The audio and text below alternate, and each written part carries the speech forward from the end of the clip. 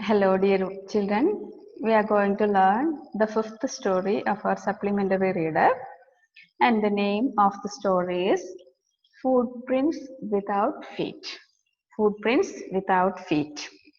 This story is about a crazy scientist who was a very brilliant one, but he was a lawless man. The scientist Griffin, he invented a medicine or a drug which could make people invisible. And thus, after inventing the medicine, he himself consumed some part of the medicine and he himself made invisible. And some boys, when it was only known to the people, when some boys um, discovered some footprints on the steps of a building and it was going down to the street and they were muddy footprints and they disappeared in the street. Then our author um, introduces Griffin the scientist who made himself invisible, um, and he started to do things, um, do some lawless things. That means he started to steal things, and he made some problem with his landowner, and his landowner ejected him from the house. So in fury, Griffin set fire to the landowner's house and escaped from that house. Then, in order to make himself completely invisible in front of others, he removed his clothes and started to wander in the streets.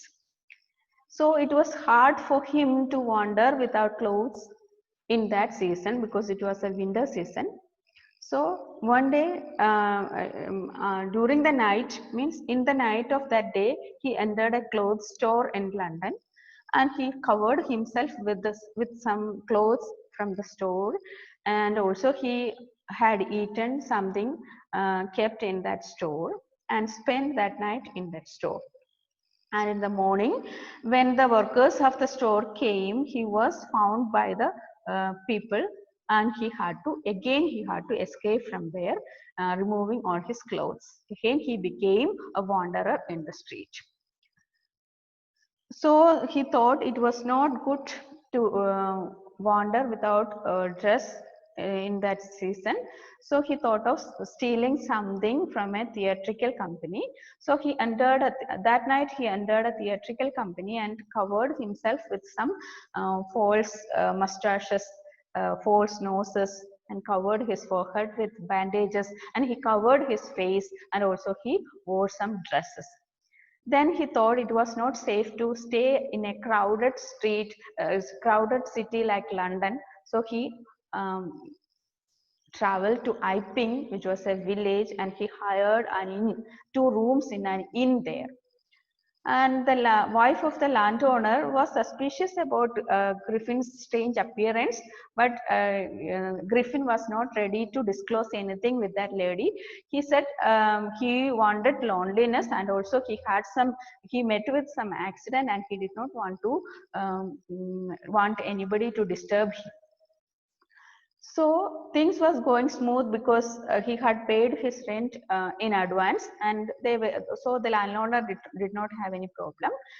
But soon the ready cash in Griffin's hand was got emptied, got finished, and he attempted a burglary in a clergyman's house that same day.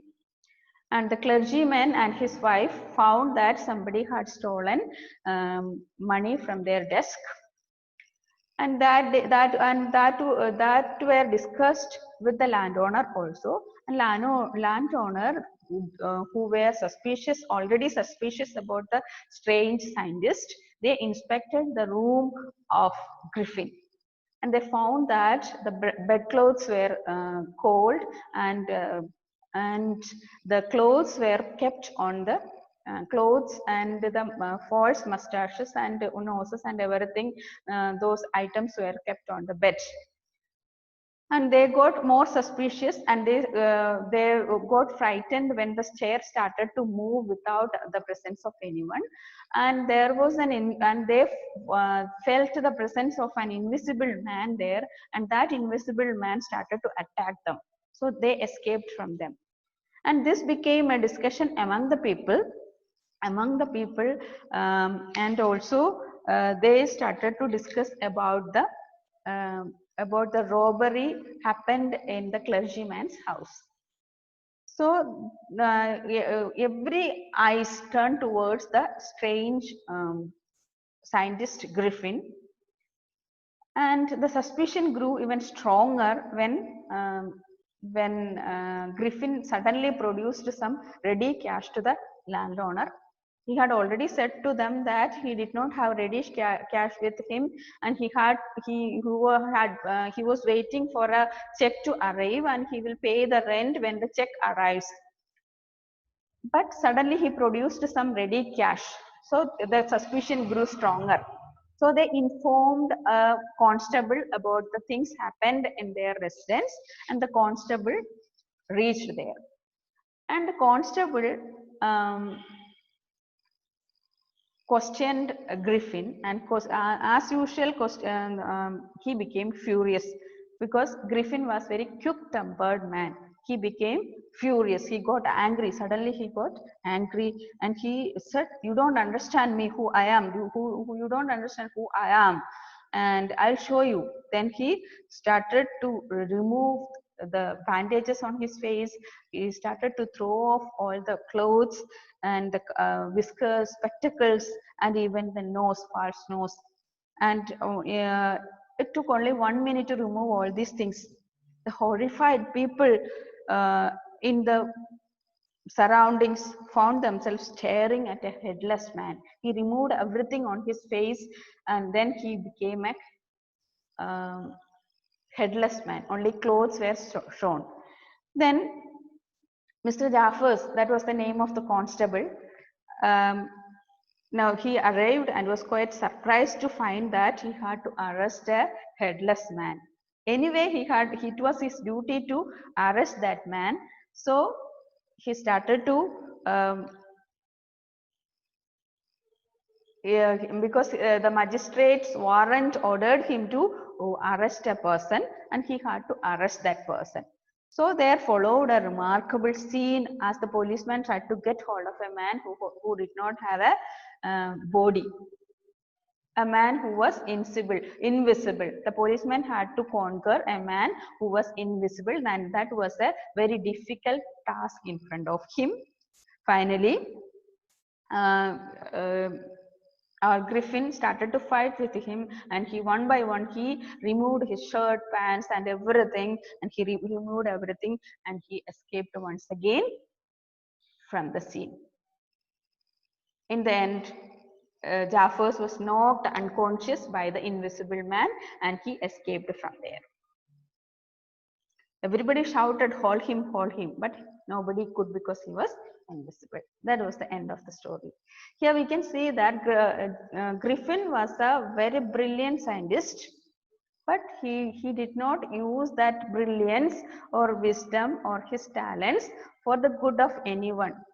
He used that for his own benefits, and also doing lawless things, and also doing this type of things against the society. Usually scientists are serving the society with their knowledge.